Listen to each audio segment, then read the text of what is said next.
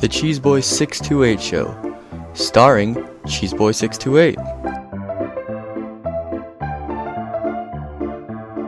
Hey YouTube, what's going on? This is Cheeseboy 628 here today giving you a Theory Thursday today on OU Offensive Rain.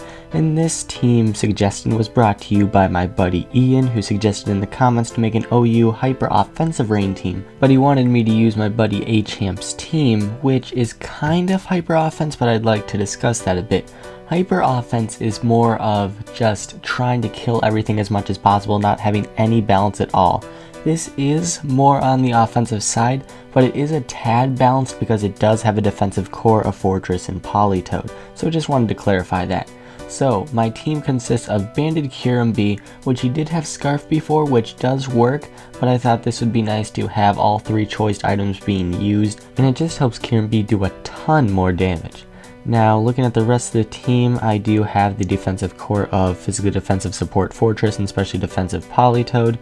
Then I have Choice Scarf Latios, which is nice because it is faster than those 108 Scarfers and then is able to retaliate with some Dragos or Psyshocks, you name it. And then I have Jolly Life Orb Mammal, which is really nice against all those dragons, of course. And Specs Fundy T is just super powerful in the rain, got that Specs Stab Thunder, it's gonna wreck. And it used to have Dark Pulse in place of Volt Switch, but I thought that Volt Switch would be much nicer for getting some more momentum. So let's see what's so great about this team. So like with any offensive team, whether hyper offense or just slightly offensive, you've got some strong pokes, you've got some big threats that your opponent's team is definitely going to have to be worried about.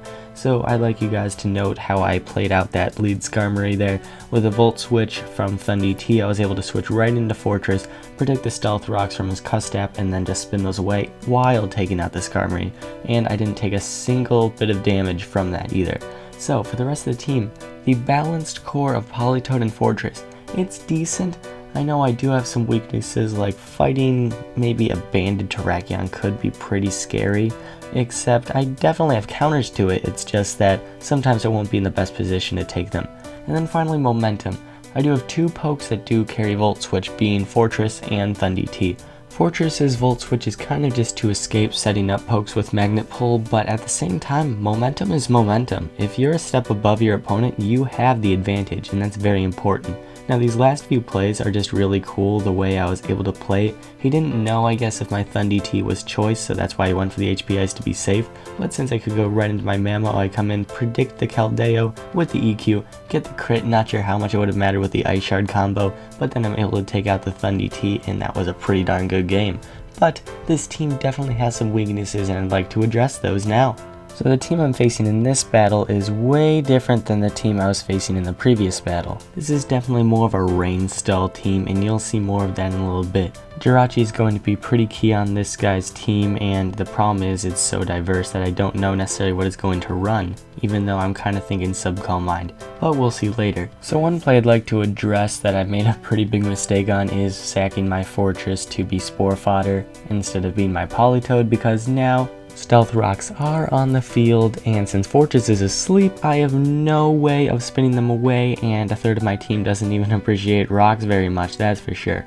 So here, Specs Thunder does not kill Specially Defensive Jirachi. This just shows how bulky Jirachi can be with nice defense investment. It's so strong, it's definitely a threat. Now here, Caesar, I don't know if it's Swords Dance or anything, but it could just superpower and just keep destroying me. Now with Protect, the reason I have Protect there is because you can just scout out what move I'm locked into since I have three choiced pokes. Then if he's able to predict nicely around that, or if I over predict, I am not going to have a good time. Also, my team doesn't have any setup pokes, and that could be a weakness just because other teams could have it that I'm just not naturally prepared for it. Like that Caesar with Swords Dance maybe could have been even more of a threat than it was at the moment. And then also bulk. This Polytoad is taking hits too well. It took that EQ too nicely, able to retaliate with a Scald and easily take me out. So just watch out for those defensive pokes. Protect is easily the biggest weakness of this team, so maybe if you want to put a setup poke in it, then feel free to. Also, before I conclude, I really appreciate your comments telling me what you think about this series and how you enjoy it. It just makes me want to make more of these videos. Feel free to keep suggesting different types of teams you want me to put in these videos, and feel free to suggest your own teams because I'll be glad to incorporate those as well. So, thank you all for watching, like, comment, sub, and until later, peace.